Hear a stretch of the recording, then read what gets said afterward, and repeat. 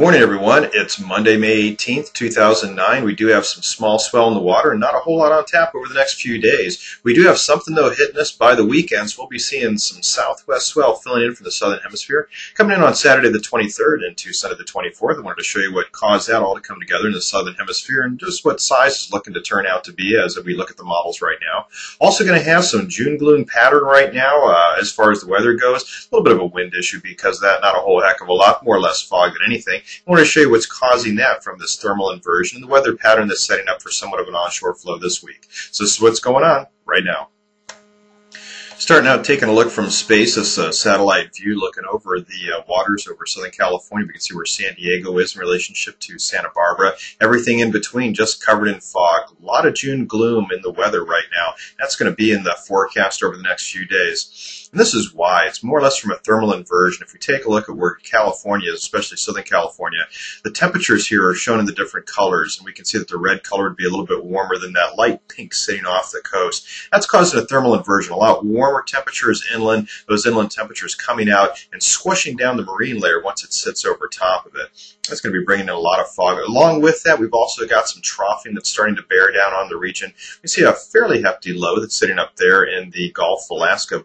High pressure, though, sitting in blue around Southern California, so we're not seeing any foul weather from this. But that trough, as it pushes south, that'll only be increasing the onshore flow as that low then starts spinning counterclockwise. Moving the models forward in time, we can see how that low would be progressing toward our region and troughing, sticking right over top of Southern California. And although that Gulf flow has some strength to it to cause some troughing, there's really nothing in the northern hemisphere that's given us anything in the way of size. WAM models looking very weak. Moving them forward in time, we're just not seeing a whole lot of anything forming. A little bit of something off Kamchatka, but really nothing else. Looking at a little bit of wind swell possibly forming in the next few days, but looking at where it's in relationship to Southern California, I'm not expecting anything out of this at all. If we take a blast to the past, though, we can see what was happening back around Wednesday the 13th, my last swell scan video, and I was talking about that Antarctic system, something I've been talking about over in my wet sand reports as well. This was a system that was a little bit iffy at first, but it has come together. This is what it still looked like back a few days ago. We were hoping that thing would build, and it did, progressing a little bit more northward into about 30-foot seas. It actually turned out to be about 25-foot seas, but this was the forecast back a few days ago. Taking a look at today's models, we can see there's still some remnants, and those are off hitting Chile right now. A little bit of activity in the Tasman Sea. That's too weak to bring us anything.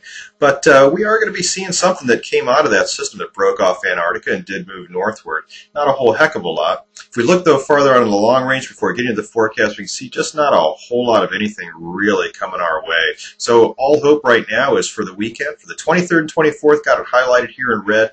These are some of the wave charts that I have over at my automated site, wavecast.com.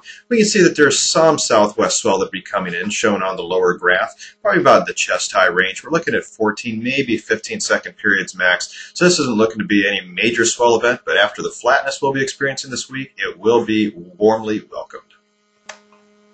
So that's how things are shaping up right now. It looks like our best ray of hope for anything surfable at all is for this coming weekend. We're looking at Saturday the 23rd, that swell filling in probably about chest high or so around south-facing breaks, and also on Sunday the 24th as well, and then kind of fading on Monday the 25th. So a little bit of a holiday weekend swell coming in, not a whole heck of a lot. It's going to be kind of weak, 14-second periods, doesn't mean a whole lot of energy, and it's going to be angled from a fairly steep 180 degrees, so a lot of breaks may have a tough time filling it in with this. It could be a little bit spotty as well. And as far as the long range goes, sorry to say, but just not a whole lot of activity showing up right now. Weather and wind, though, we're looking at some heavy fog coming in this week from that thermal inversion. Winds could have a little bit of an onshore trend. Look for possibly some coastal eddies, too, so you might have a little bit of texture for the AM sessions and wind somewhat picking up early. If you want to get all the latest, though, ETAs on the swell, the wind, weather, tide, more, you can always check out my SoCal Surf Report at wetsand.com.